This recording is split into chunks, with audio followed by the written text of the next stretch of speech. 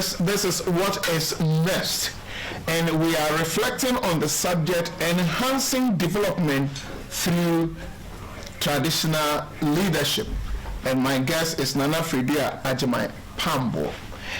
Nana, is the traditional leadership institution as we have it currently well positioned to enhance development in our communities? Thank you. It is instructive to look at the historical perspective of chieftaincy to understand where chieftaincy was as an institution and where it is today. And not to take us way back, I would like to start from somewhere around 1940, where the British, our colonial masters at that time, instituted what was then known as indirect rule, where chiefs were now sort of the middlemen between the colonial masters and the rest of the population. And between 1940 and 1951, this system of indirect rule almost labeled our colonial masters to be in bed with our traditional leaders. And so for the proponents, the nationalists, the Nkrumahists at that time, for them, the idea was to abolish colonial rule and chieftaincy at the same time, because most of the people had grown to the point where they saw chieftaincy as the same way as they saw colonial rule. And subsequent legislation throughout the period of our First Republic to this day has ensured that in a very gradual and systematic way, our chieftaincy institution as it is today has lost everything that it was prior to 1951.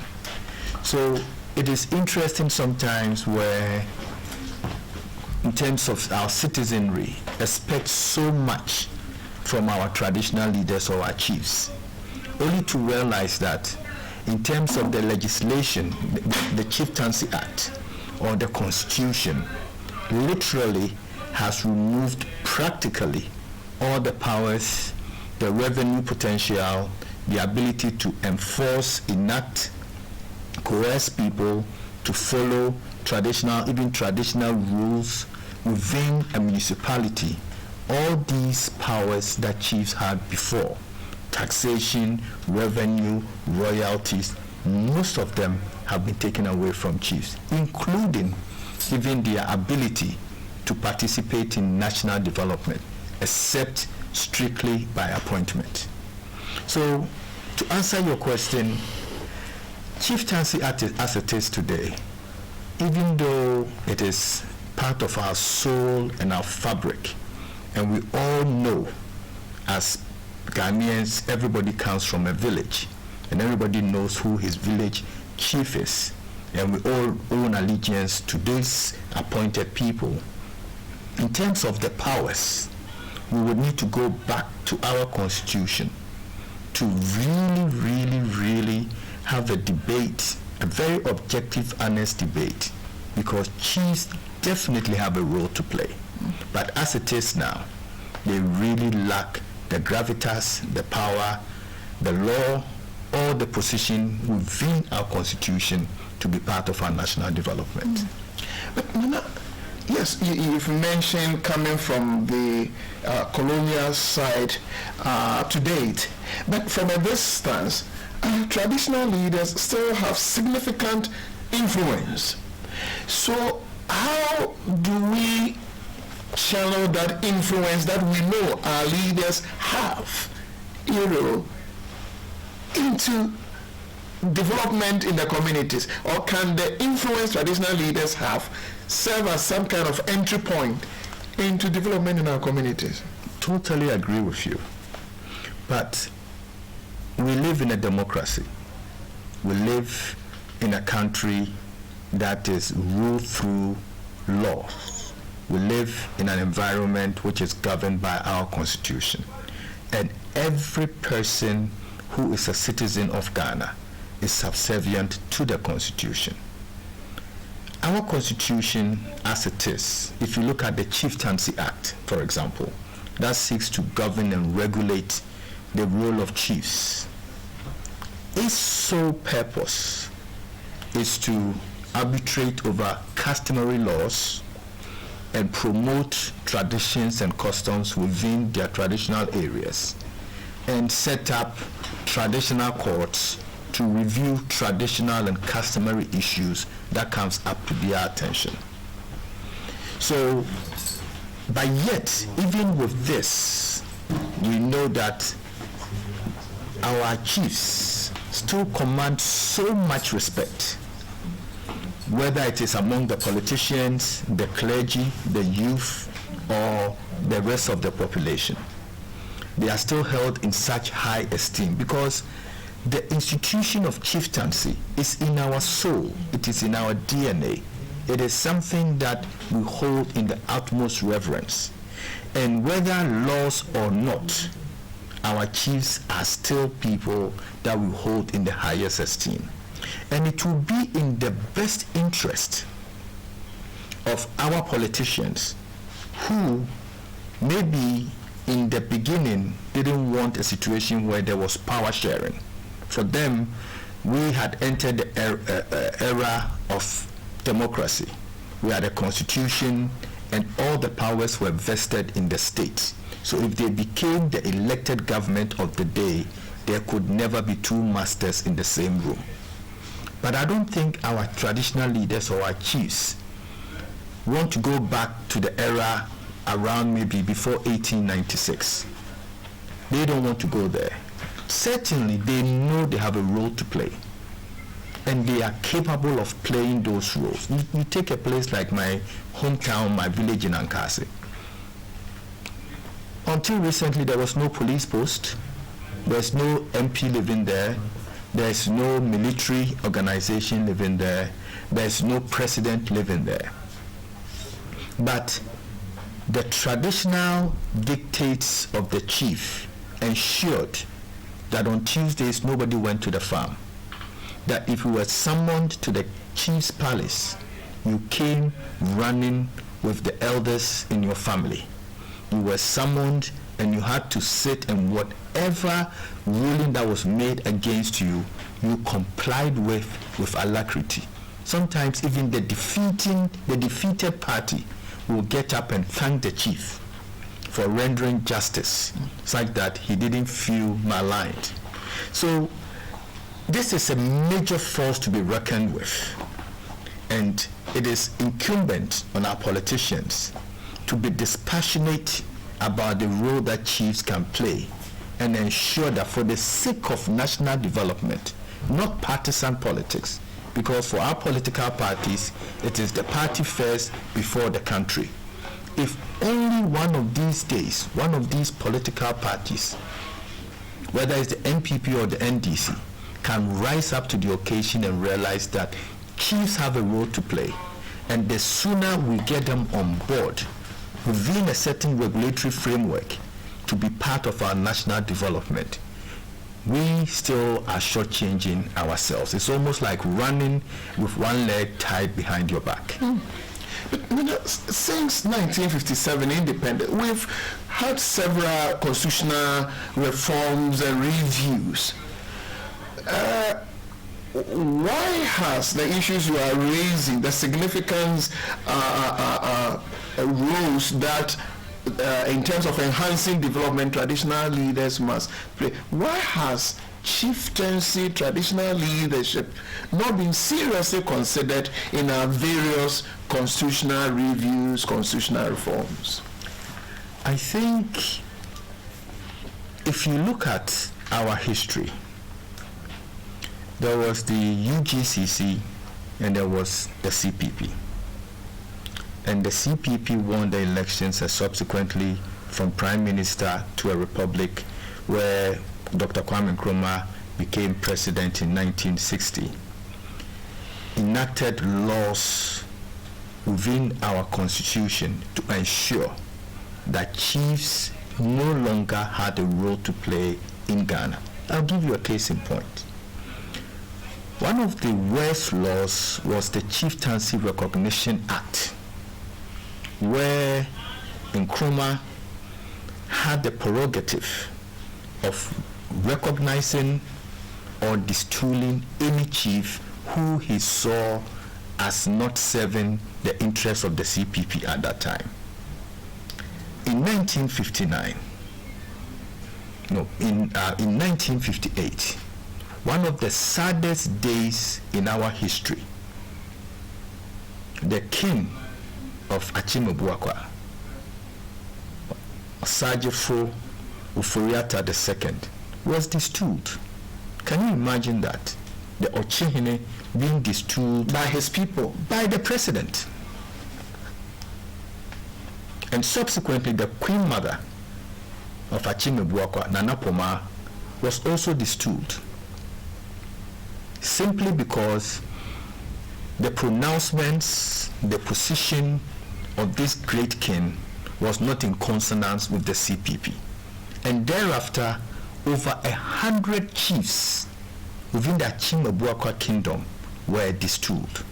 Adikro, including 5 who qualified as paramount chiefs. The paramount chief of Ejoso, Insuatre, Ofenso, Tetrim, so many were all destooled by the CPP, simply because the government of the day did not see these paramount chiefs as in alignment with the ideals of the CPP. The whole idea was to really, literally obliterate chieftaincy the same way we had gained independence and overthrown our colonial masters, because the powers that were vested in the chiefs were seen as challenging to Nkrumah and the political elite. So you have had this nationalist movement who have become our politicians, who in their interest, their parochial self-serving interest, see chiefs as an institution that must be totally eliminated, so that all the powers will be vested in a so-called democratically elected government. And chiefs should just serve as ceremonial tin gods who maybe once a year we go back to the village, they sit in state and they remember them with some tokens of some drinks or whatever cash money, as long as they are pledging allegiance to the government of the day and serving their interest. For them, that's what they see chieftaincy. But for the wider population, including your good self and myself, and taking somebody like His Majesty Otumfuo Tutu Abebio as an example, if you look at the interventions from the Education Fund, which has given scholarships to Ghanaians all over from different tribes, over 10,000 of them. His charity foundation, which looks at ICT amongst the youth, preservation of our natural heritage, promoting child education and reading, HIV/AIDS, and if you look at the interventions he's made, recognizing teachers and giving awards to teachers in supplement, as a supplement to what government does, it tells you that clearly, more than ever, including our queen mothers, you know, about teenage pregnancy, cleanliness, teaching girls about how they should conduct themselves, and the fact that virginity is still something that must be preserved within our culture. 2, His Majesty the King of Achimogbuakwa, Moti Ofori, in terms of preservation of our natural heritage, our forests, our ecosystems, our environments. These are kings who, in their own respective rights, are contributing even much more than our so-called elected politicians, and their voices carry gravitas. So as long as our politicians or our so-called nationalists, starting from Nkrumah, see our institution of chieftaincy as a challenge to whatever status they have, chiefs will forever remain relegated to the past and gradually lose their influence and stature and be compromised. We have chiefs now who are now even more politically aligned than individuals, which is a tragedy. Which is a tragedy. I remember the 2016 election, certain pronouncements that were made by certain paramount chiefs in Ghana. Nauseating, abysmal. You simply cannot even define yourself to accept that a paramount chief can align himself to a political party and make those pronouncements. But looking at, and to be fair, I think some of our chiefs too have brought certain issues which are derogatory to themselves by their conduct. But those are the exceptions and those around the fringes. But the institution of chieftaincy still remains even much more necessary in terms of our national development today than maybe what it was 100 years ago. Viewers, this is what is next, and I'm in conversation with Nana Fredua Agyeman Pambuo, the pioneer chairman or a board chairman of the Otumfuo Osei Tutu II Charity Foundation. We are reflecting on enhancing development through traditional leadership.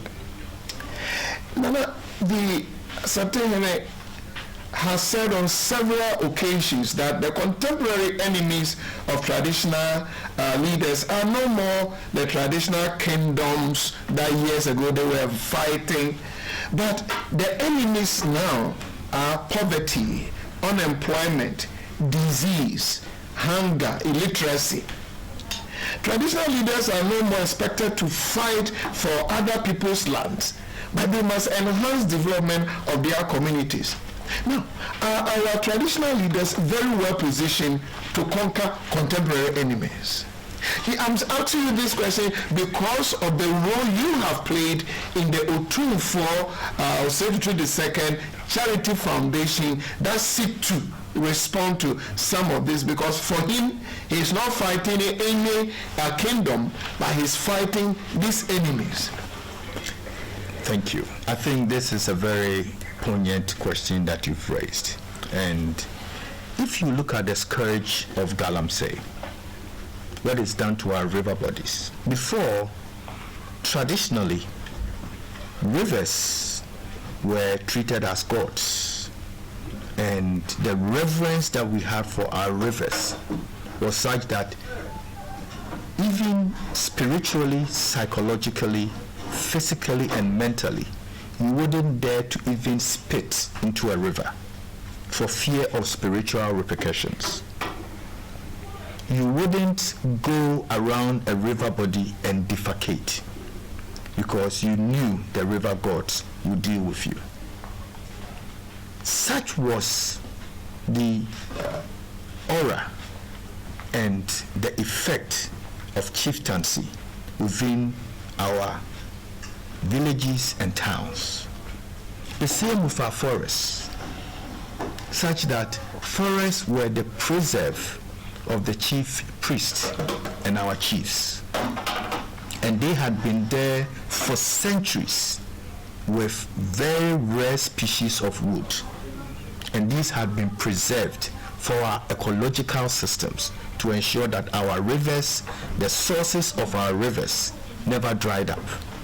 That when it was time for the rainy season, it was consistent and farmers could plant their foods and know that the rains would come.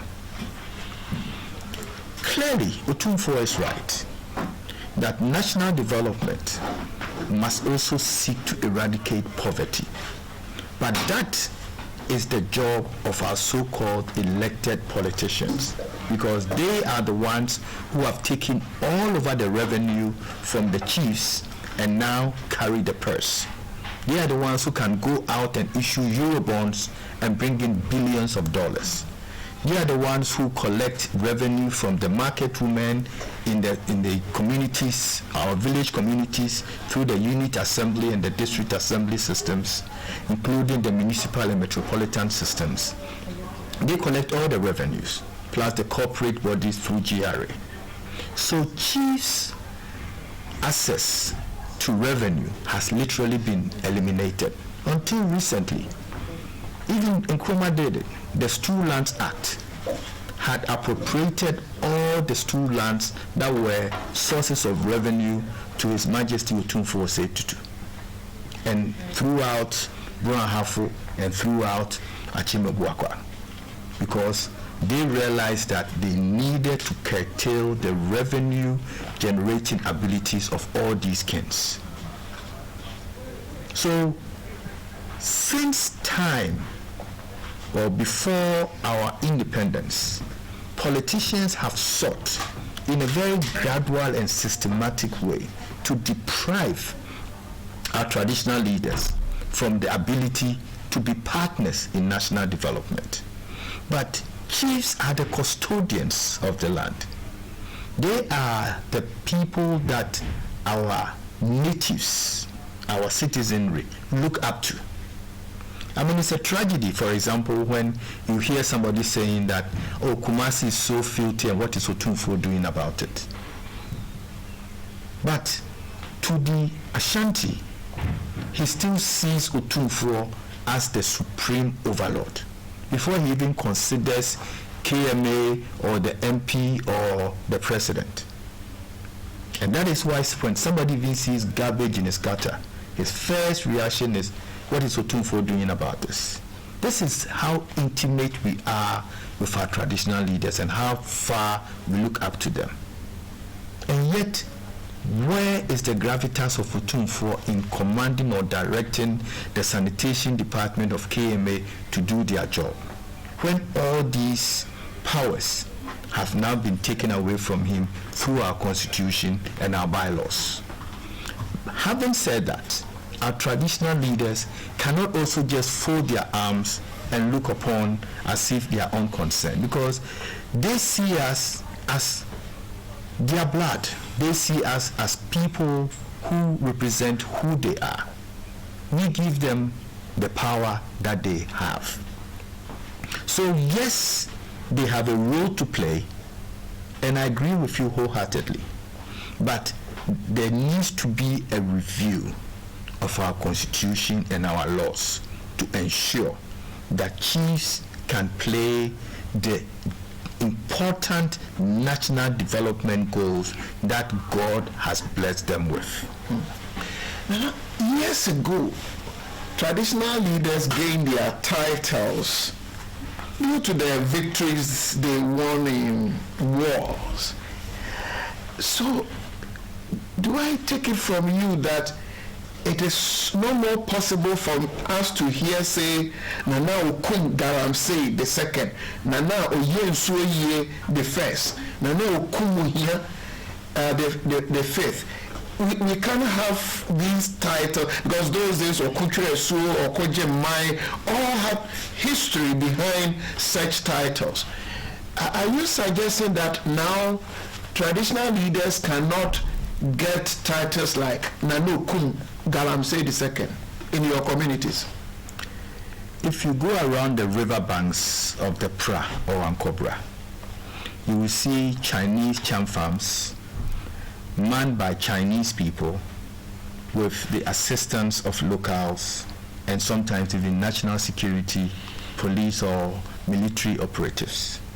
And these Chinese people are armed, holding guns. I've seen that. I went to the Western region quite recently, and I saw that myself around the Ghana water treatment plant, to the extent that the water has become so muddy that they have to shut down the treatment plant because it was not designed to process such muddy water.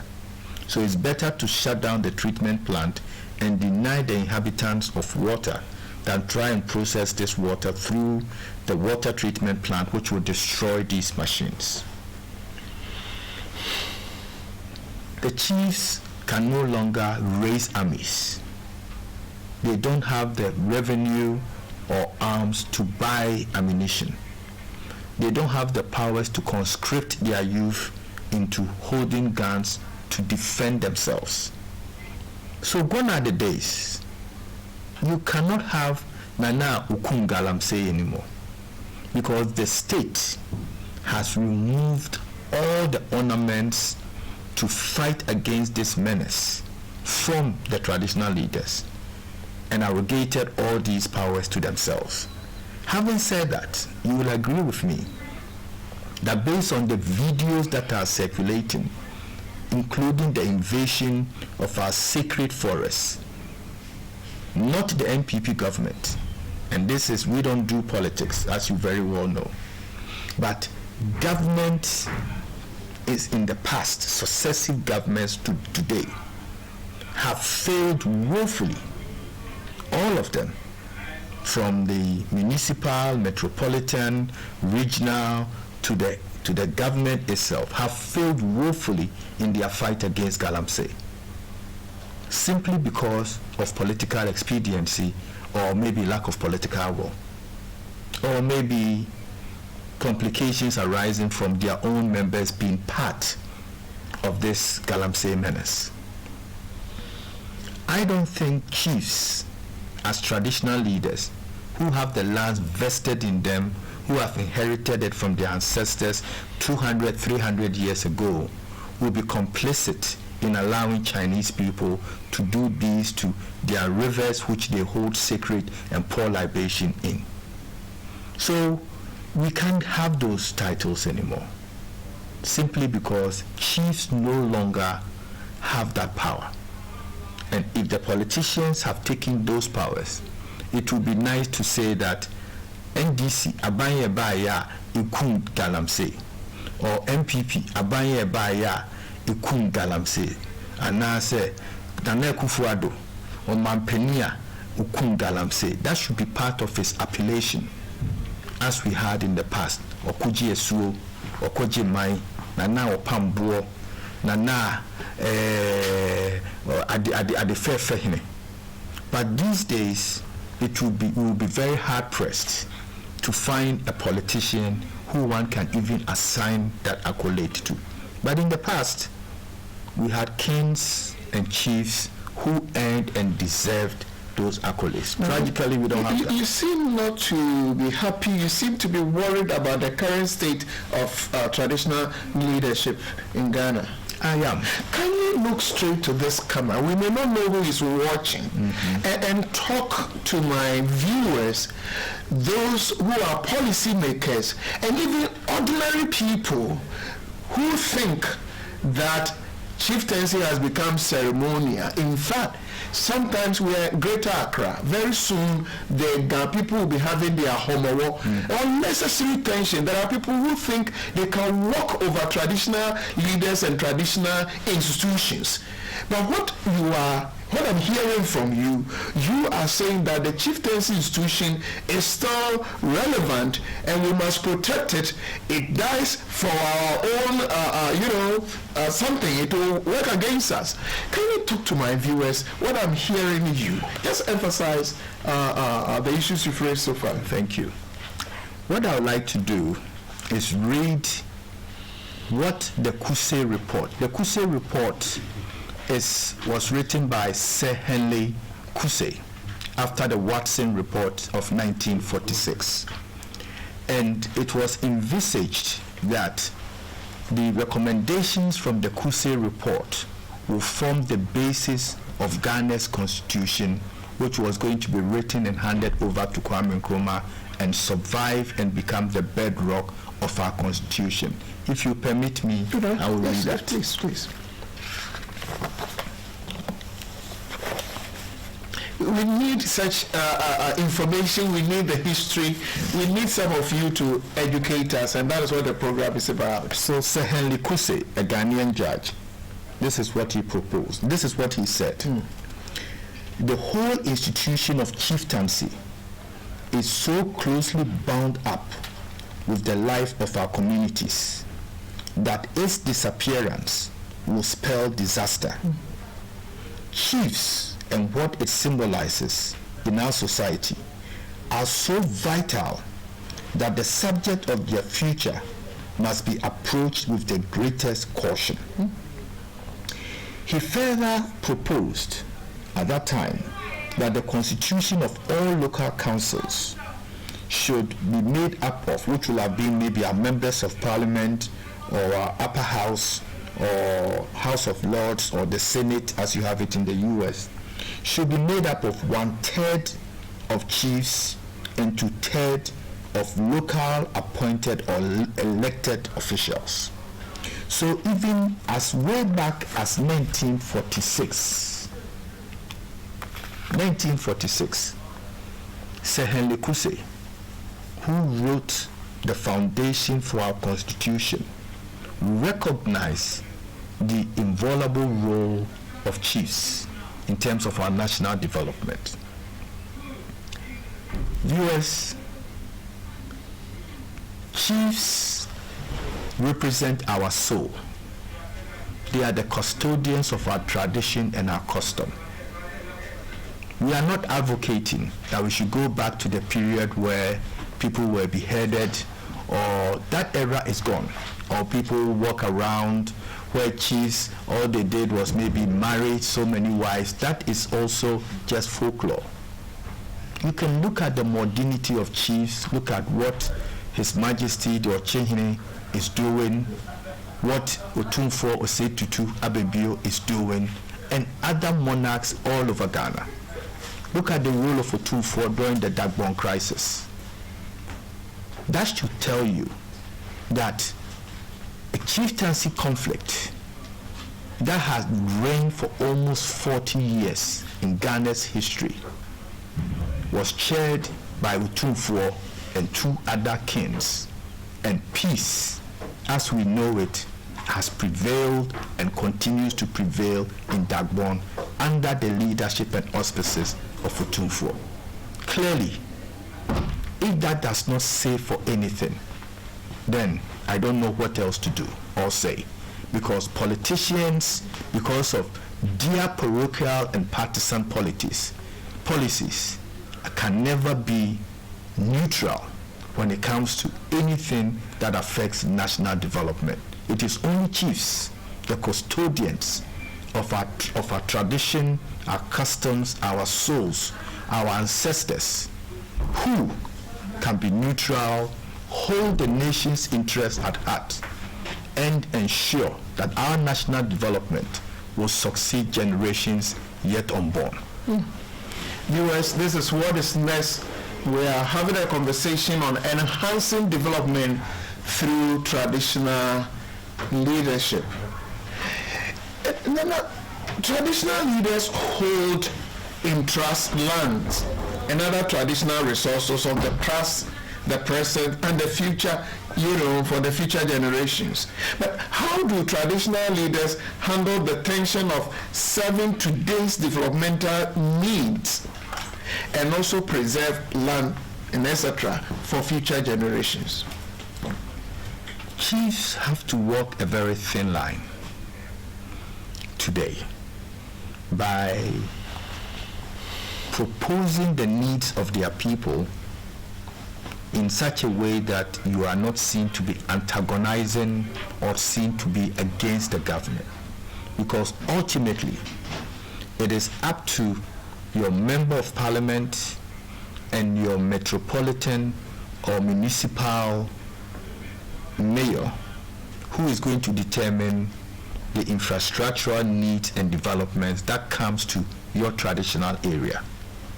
So a chief must now become a diplomat, must now be a negotiator, must now become a father, and must be able to sit astride both sides of the political fence, not to be seen to be pro-NPP or pro-NDC. Otherwise, the temporal nature of our elections, which almost guarantees that every 4 or 8 or 16 years, the powers change. If you are the chief, you will suffer for that. So, as a chief, it's a very fine balance. And the most notable is Otumfuo Osei Tutu, who saw President Jerry Rawlings off, saw President John Agyeman Pambuo off, saw President Atta Mills off, saw President John Mahama off and is about to see President Nana Addo off. All these people will go. Otumfuo will still be there. And since he is there for his people, he cannot be seen as pro-NPP or pro-NDC. And a lot of development has been brought into Ashanti. From the airport, which is now going to be an international airport, to the state-of-the-art market at Kumasi, to the recycling plant that Zoom Lion has built around the industrial area, to the dualization and resurfacing of roads within the Ashanti region, to the summits, investment summits that has been brought to KNUST, where he is the chancellor, and all the modernity developments and various interventions that he has made at the university, to all the cases that he has advocated over to bring chieftaincy issues to a calm reserve in Ashanti. And I could go on and on. And the gap between the rich and the poor keep widening. Can we trust our traditional leaders just to close the gap? Is that possible? They did it. You know, before in Ghana, with the exception of the Ashantis, the British conquered and colonized Ghana through agreements and treaties. It's only the Ashanti that fought the British. And the British defeated the Ashantis finally in 1896. But before that, there was equity in the kingdoms. There was peace. Everybody had, whether you were a settler or you were a native, you had a piece of the land to farm upon, which bridged the gap between the poor and the rich. And there was no transparent gap between the rich and the poor at that time. But with our so-called politics where somebody can become a millionaire overnight, today the gap between East Legon and parts of Bujumbura or Kasua or Awoshi or Sotum, if you see the kind of settler communities and you go around Airport Hills or East Legon, you will see the huge chasm between the rich and the poor. So clearly, during the time of our traditional leaders, before 1900, there was literally no gap. And I know that it is really politics. If you look at the kind of malfeasance that existed during the CPP regime, in terms of the theft and the corruption of the state and the looting of the state coffers. Definitely we will need part 2 of this conversation. This is how far time will allow us to travel. We will come your way same time next week, but this is what is next. We'll be reflecting on enhancing development through traditional leadership with Nana Fredua Agyeman, the pioneer board chairman of Otumfuo Tutu II Charity Foundation. My name is Kwabena Opuni-Frimpong. Please let us respect our traditional leaders, and as we get closer to even the celebration of Homowo in Accra, let us have peace in Accra. Let us respect our people and let us celebrate the good things that we have in this country. Till then, God bless our homeland Ghana and make this dear nation great and strong.